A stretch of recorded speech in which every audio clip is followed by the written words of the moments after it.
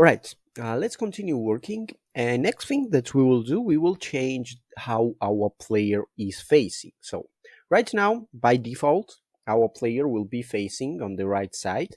And when we are moving right side, everything is fine. But when we are moving left side, our player still looks right side. He's not switching sides basically. And well, we will fix that so that when we will be start moving on the left side, our player will rotate as well.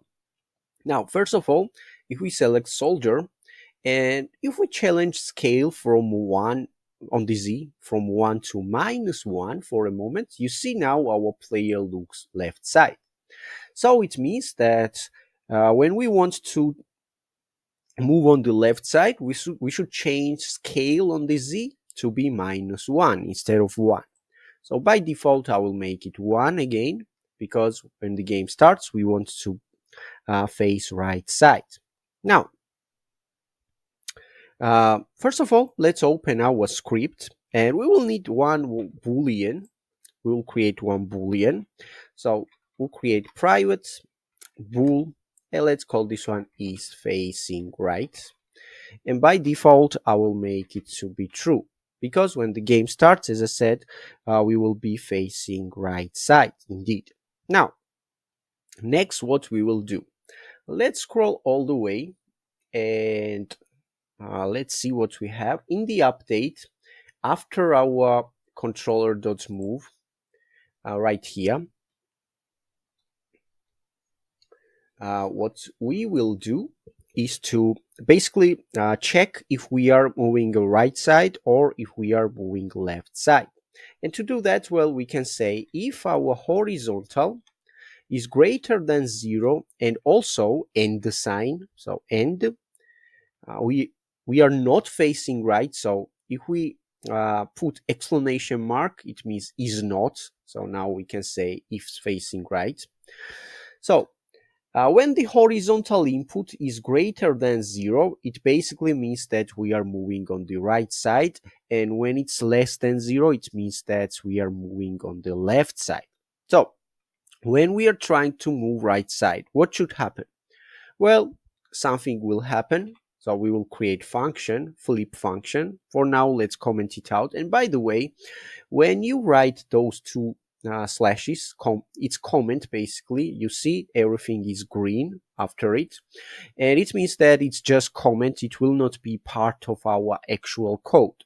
And if you're completely new in programming, or C#, I recommend you to comment everything as much as possible, because it will be easier than when you go through your code after a few days or maybe few weeks. You will see why you did that specific mechanic and what you did. Now, also, let's add one more else statement. So else if our horizontal is less than 0, and so end sign is facing right is true without exclamation mark now. And again, we will call some flip function that we will create. Okay.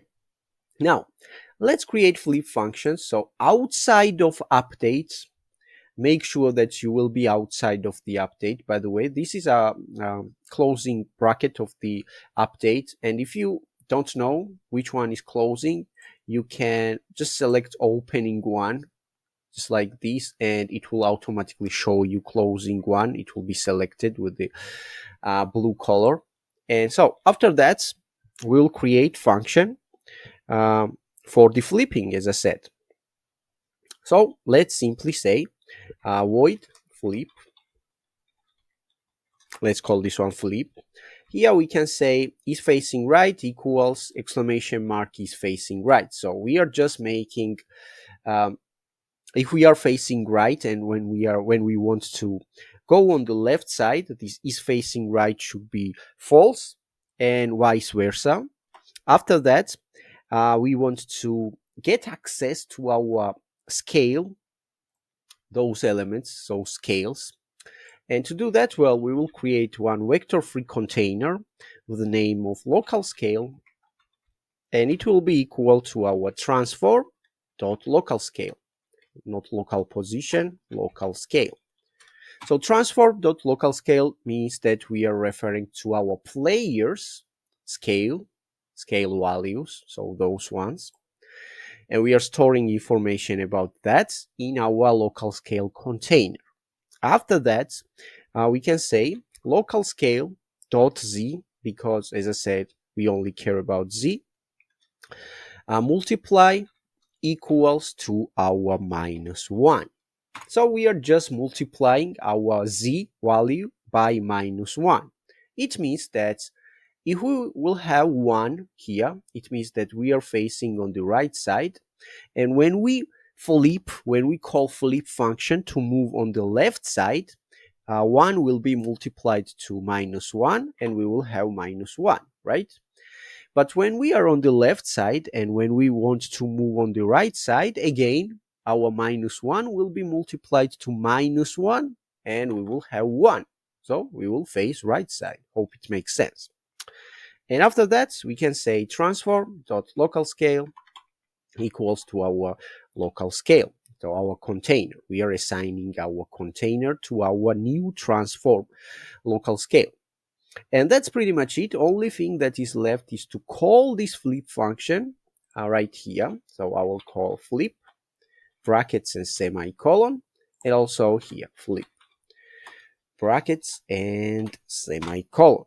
And that's pretty much it. A very, very easy way how you can flip your player. And let's go back and let's test how everything works and looks. So we are moving on the right side, and when we move on the left side, you see now we are facing left side, now right side. So it means that we are changing directions. Very, very nice. We can save the scene.